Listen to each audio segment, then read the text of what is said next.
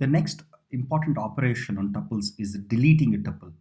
Okay, and that's very easy to do. So we can delete a tuple using simply the del keyword here. Okay, when you say delete t, it deletes the whole tuple. We cannot change individual items or elements in a tuple.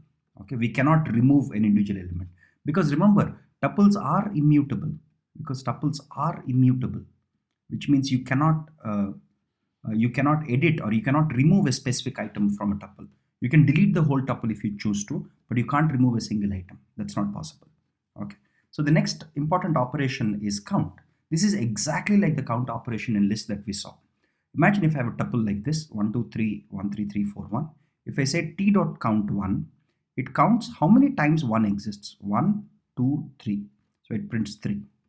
Okay, so count basically gets the frequency or the number of times an element occurs in a tuple. Okay, so the next thing is there is a function called index.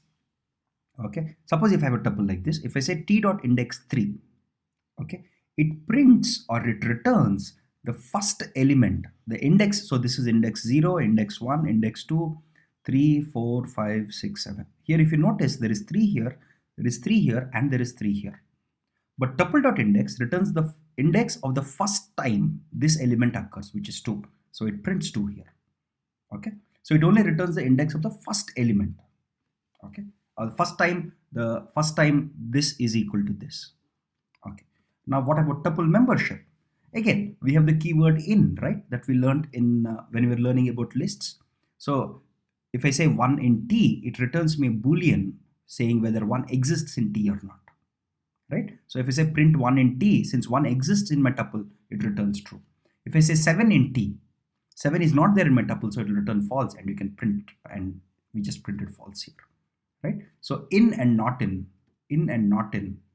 can be used just the way we used it in lists. Tuples also, we can use the same functions, same operations or same keywords.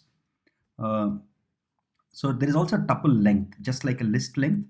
There are a bunch of built-in functions for tuples like length.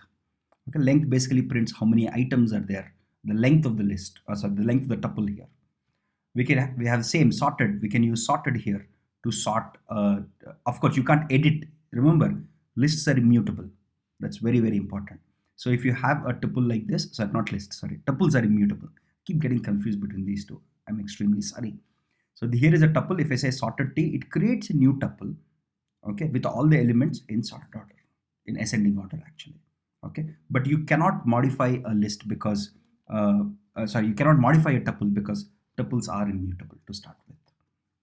Okay, you can also get the smallest and largest elements by using simple operations like this.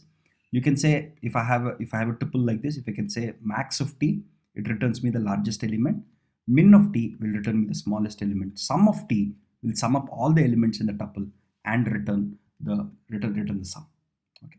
These are all simple functions. Remember, there is a lot of similarity between what we learned in tuples and lists, except for the most important difference that we cannot change the elements in a tuple while we can change the elements in a list. Okay, so that's the fundamental difference. Except that most other things are very similar.